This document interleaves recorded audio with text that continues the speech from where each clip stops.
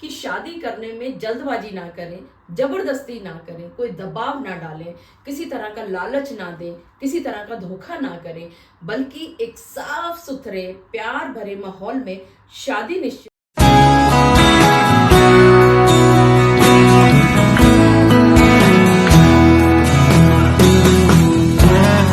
अक्सर आप सभी ने एक बात महसूस की होगी,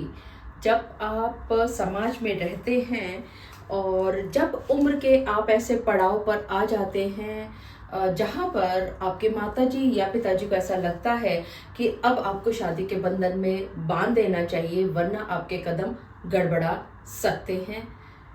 आप उन्हें उस समय पर मना भी करते हैं, आप ये भी कहते हैं आपकी स्टडीज पूरी नहीं हुई है या वटेवर आपके कोई भी प्रोजेक्ट्स आपके दिमाग में चल रहे हो सकते हैं, लेकिन आपके साथ जबरदस्ती होती है और आप एक विवाह के बंधन में बांध दिए जाते हैं। ये जबरदस्ती जरूरी नहीं है माता पिता की तरफ से हो, ये जबरदस्ती कहीं से भी हो सकती है, लेकिन इस जबरदस्ती किए गए शादी से आपको क्या क्या खामियाजा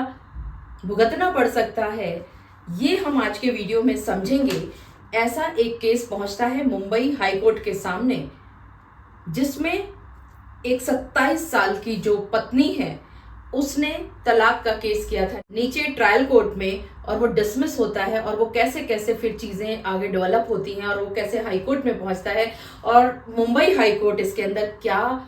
जजमेंट देता है, आज के इस वीडियो में हम विस्तार से समझेंगे। मैं एडवोकेट मोहिनी मोना आप सभी का पुनः स्वागत करती हूं और आप सभी देख रहे हैं आप सभी का पसंदीदा चैनल मोहिनी मोना एडवोकेट। अगर आपने मेरे इस चैनल को अभी तक सब्सक्राइब ना किया हो या आप मेरे इस चैनल के लिए नए हैं तो इसको जल्दी से जल्दी सब्सक्राइब कर दीजिएगा, ताकि आपको इसी तरह के लीगल इंफॉर्मेटिव वीडियोस की नोटिफिकेशन सबसे पहले मिल सके। मुंबई हाई कोर्ट ने बहुत क्लियरली ये कहा कि 17 दिन की शादी के बाद जो सापेक्ष नपुंसकता थी उसकी वजह से इस विवाह विच्छेद के आधार पर मान्यता दे दी गई, यानी कि इस विवाह विच्छेद के आधार को मान्यता दे दी गई, जो कि सापेक्ष नपुंसकता कहलाता है, या आपको बताना चाहूं तो रिलेटिव इंपॉर्टेंस जिसको कहा जा सकता है। Bombay High Court recognizes relative importance as grounds for annulment after 17 days of marriage। बहुत ही लैंडमार्क एक ये डिसीजन हुआ है मुंबई हाई कोर्ट के द्वारा। यहां ये जो पत्नी है 27 साल की, इन्होंने एक पटिशन फाइल की है फैमिली कोर्ट में, और इस फैमिली कोर्ट में वो पिटीशन फाइल करते हुए ये कह रही हैं कि husband was unable to consummate their marriage, यानी कि जो इनका पति था वो इस शादी के बाद संबंधों को या शारीरिक संबंध बनाने में नाकामयाब रहता है। और पीछे चलते हैं, इस पति और पत्नी की शादी जो है वो मार्च 2023 में होती है। ये सिर्फ 17 दिन ही एक साथ रहते हैं, इनके बीच में डेवलपमेंट्स नहीं हो पाती, इनके बीच में इंटीमेसी डेवलप नहीं हो पाती, इनके बीच में बातचीत नहीं हो पाती, इनके बीच में कोई भी कनेक्शन किसी भी तरह का नहीं था, ना फिजिकल कनेक्शन था ना इमोशनल कनेक्शन था।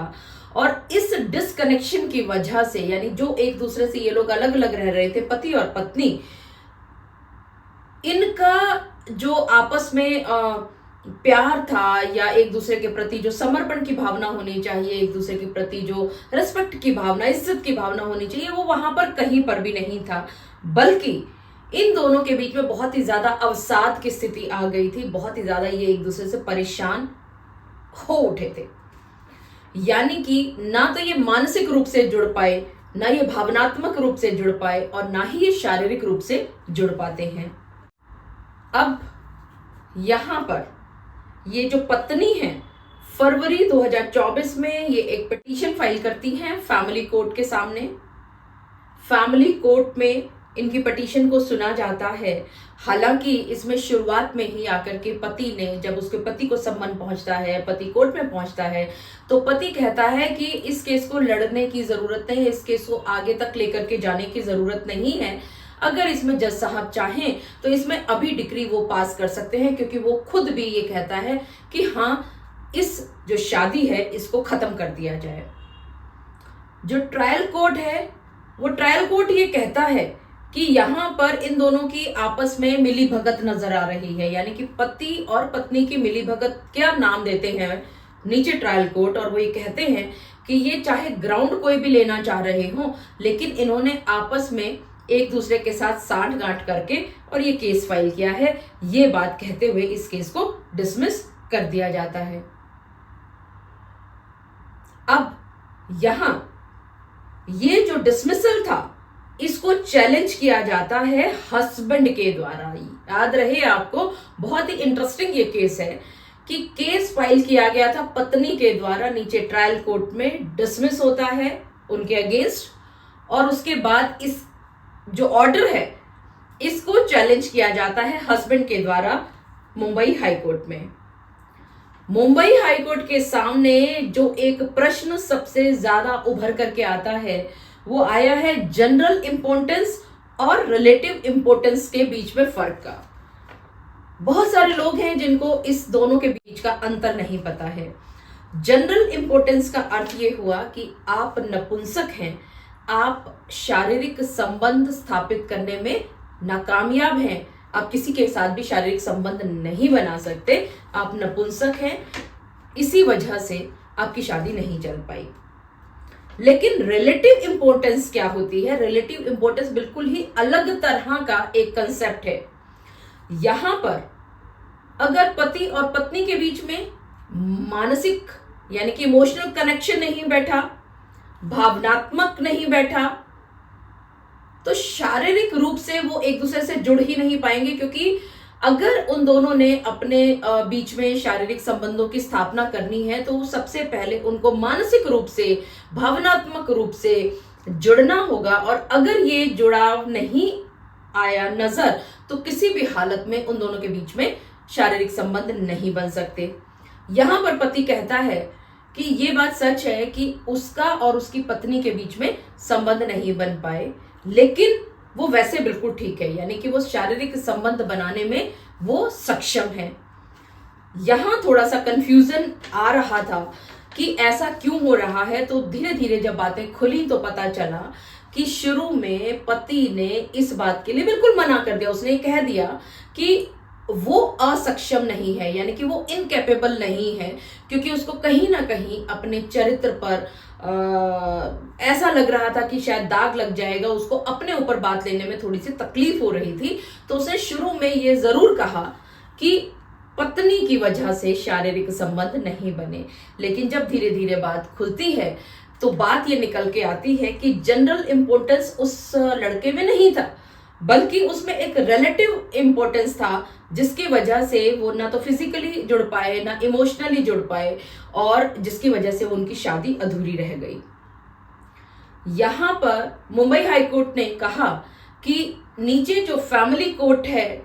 इस ट्रायल कोर्ट ने जो ये कहा था कि हस्बैंड और वाइफ के बीच में मिली भगत है, कॉल्यूजन है, ये कहना बिल्कुल गलत है। और ये जो सबमिशन देते हुए डिसमिस किया था ट्रायल कोर्ट ने इस पत्नी की पिटीशन को, वो बिल्कुल भी गलत किया था, और इस सबमिशन को या इस सजेशन को हाई कोर्ट डिनाई कर देता है, रिजेक्ट कर देता है। और उसके बाद ये कहता है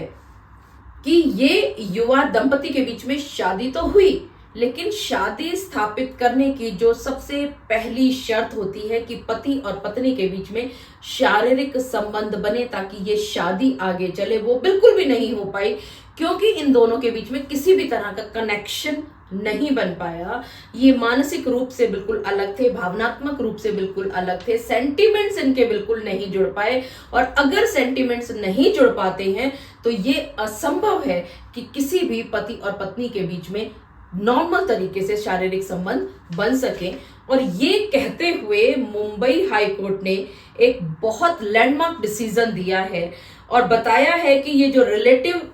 इंपॉर्टेंसी है, ये एक बहुत बड़ा ग्राउंड है। अगर शादी हुई है तो उस शादी को खत्म करने का ये भी एक आधार हो सकता है, और ये कहते हुए इस पिटीशन को अलाउ कर दिया।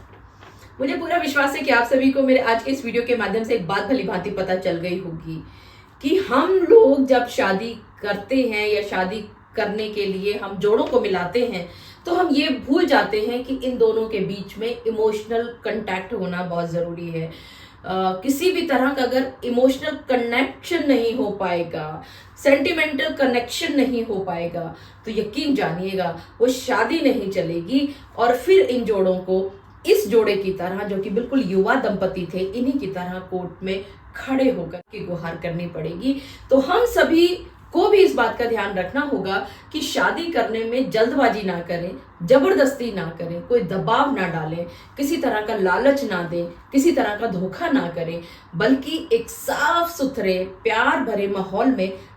शादी पक्की करें, ताकि वो शादी पक्की होने के बाद किसी भी तरह की जो ये इन बच्चों के बीच में ये एक रिलेटिव इम्पोर्टेंसी की बात आई थी, इस तरह का कनेक्शन या इस तरह का कोई कंसेप्ट इनके बीच में ना आने पाए। लेकिन हाँ, ये भी बात है कि अगर ऐसा हो जाता है तो एक लैंडमार्क जजमेंट अब आपके फेवर में आ चुका है। रिलेटिव इम्पोर्टेंसी को भी एक आधार माना गया है दोनों पक्षों के बीच में हुई शादी को खत्म करने के लिए। मुझे पूरा विश्वास है कि आप सभी को मेरा आज का वीडियो भी बहुत अच्छा लगा होगा। अगर आपको मेरा आज का वीडियो भी अच्छा लगा तो इसको लाइक, शेयर और कमेंट करना ना भूलिएगा। और हाँ, अगर आप मेरे इस चैनल के लिए नए हैं तो इसको जल्दी से जल्दी सब्सक्राइब कर दीजिएगा, ताकि आपको इसी तरह के लीगल इन्फॉर्मेटिव वीडियोस की नोटिफिकेशन सबसे पहले मिल सके। अपना और अपने परिवार का बहुत अच्छी तरह से ध्यान रखिएगा। Thank you, take care, bye bye.